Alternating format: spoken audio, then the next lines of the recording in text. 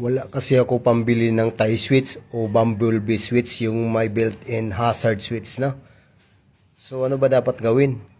So ang gagawin nyo, bumili kayo ng diode,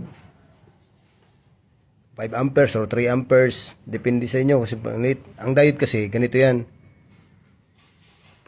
Ito naman is silver side siya.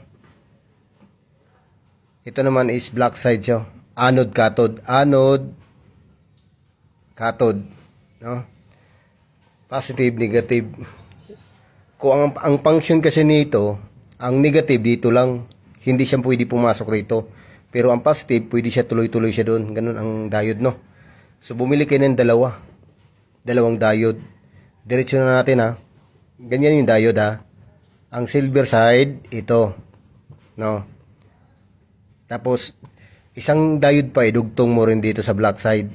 Yan. Yan. Ganyan ang forma, no? Ganyan na. Tapos, lagyan nyo ng wire dito. Yan. Lagyan nyo yung wire. Tapos, ilagay nyo yung normal switch. Bahala kayo kung anong switch ang ilagay nyo. Basta normal switch. Dalawang paa yan di ba? Yan, dalawang paa. No? Ito, ilagay mo to sa main supply ng plus relay. No, main supply plus relay. Ito yung plus relay. B, L. Yan. Lagay mo yan dyan. Kabit mo. Yan. Makikita mo to sa harapan, no? Makikita mo yan. Pag tinusok mo yung pag unang motor, kaya tusukin mo ng T-slide yan, i-body ground mo yung T-slide, tusukin mo yung wire. Magbiblink yan siya. Ayun yung main supply niya. Para malaman nyo, no? Magbiblink. No? Kahit wala kayong sinits, tusok-tusukin yung wire kung hindi nyo alam. Pag tusok nyo sa wire, doon sa harapan, kung saan banda yung signal light, switch ng signal light, di ba mapansin nyo sa motor, sa left side, left side, may signal light doon.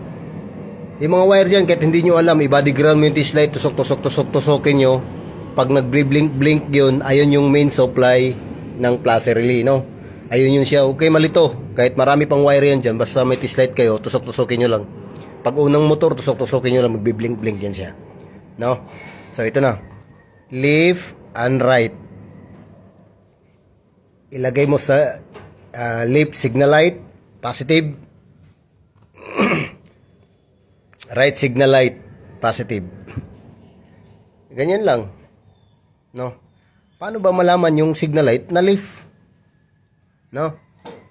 I-body ground mo yung T-slide mo, tusukin mo yung outlet ng or socket ng signal light.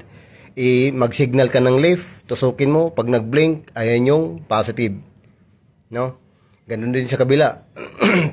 I-body ground ng T-slide, tusukin mo yung socket, mag-signal light ka sa right. Pag nag-blink, pag hindi nag-blink, ibig sabihin negative to negative yung tusok mo. Pag nag-blink siya, ayan yung right signal light. Doon mo ikabit. Ganyan lang. No? Pag pindot mo, papasok dito, maghiwalay agad yung power. Kaya magsabay siya. Iilaw siya. So, ganyan lang gumawa ng hazards, no? Hazard. Kung gagawa ka ng hazard. Ganyan lang kasimple. Bumili ka ng diode. The more na malaki yung ampere ng diode, malaki din yung diode niya. No, 9 ampere, malaki na yan.